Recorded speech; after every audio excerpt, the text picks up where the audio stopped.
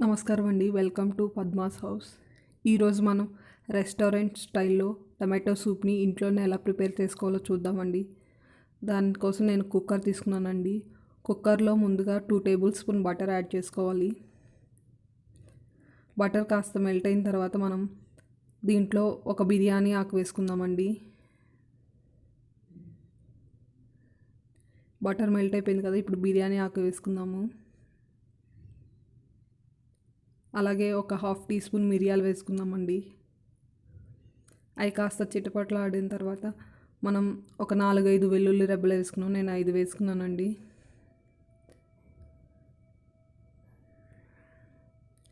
అలాగే ఒక 1/2 క్యారెట్, అలాగే ఒక 1/2 ఆనియన్ చిన్న చిన్న పీసెస్ కింద కట్ చేసి వేసుకున్నానండి. అలాగే ఒక 4 టమాటోలు కూడా కట్ చేసి ముక్కల కింద వేసుకుని కాస్త మిక్స్ చేసుకుందామండి వీటన్నిటిని.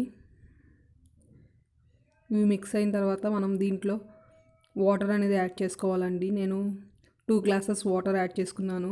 మీరు కాస్త థిక్గా కావాలనుకుంటే 1.5 గ్లాస్ వాటర్ యాడ్ చేస్తే సరిపోతుందండి.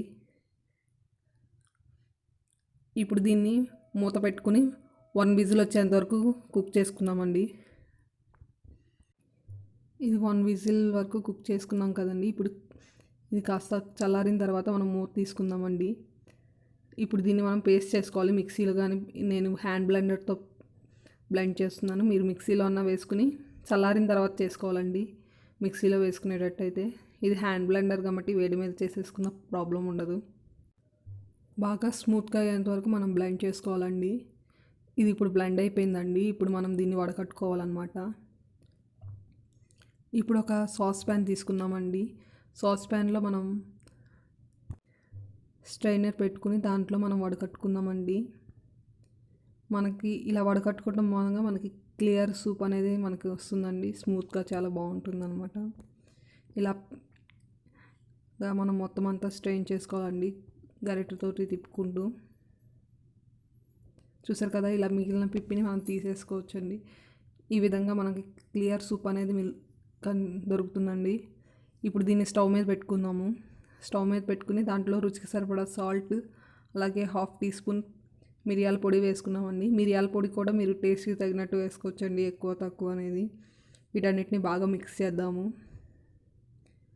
మిక్స్ చేసుకుని ఇది బాగా మరిగించుకోవాలండి. ఇప్పుడు ఈ సూప్ని చూసారు కదండి, ఇది మరుగుతుంది. పైన నురగలా వచ్చింది కదండి, ఆ నురగని మనం గరిటెతో తీసేసుకుందాం అన్నమాట. తీసుకుంటే మనకి సూప్ అనేది ఇంకా చూడడానికి చాలా బాగుంటుందండి. చాలా క్లియర్గా ఉంటుంది. ఇలాగా మనం ఒక 5 మినిట్స్ వరకు మరిగించుకోవాలండి. ఇది బాగా మరిగిపోయి మనకి సూప్ అనేది రెడీ అయిపోయిందండి. ఇప్పుడు దీన్ని మనం స్టవ్ ఆఫ్ చేసి సర్వింగ్ బౌల్లోకి తీసుకుందామండి. చూసారు కదండి, మన టమాటో సూప్ రెడీ అయిపోయింది. దీని మీద కొద్దిగా ఫ్రెష్ క్రీమ్ తోటి గార్నిష్ చేసుకున్నామండి. ఇది మన రెస్టారెంట్ స్టైల్లో టమాటో సూప్ ఇంట్లోనే రెడీ చేసేసుకున్నామండి. నా రెసిపీ కనుక నచ్చితే లైక్ చేయండి. అలాగే నా ఛానల్ని సబ్స్క్రైబ్ చేయడం మటుకి మర్చిపోకండి.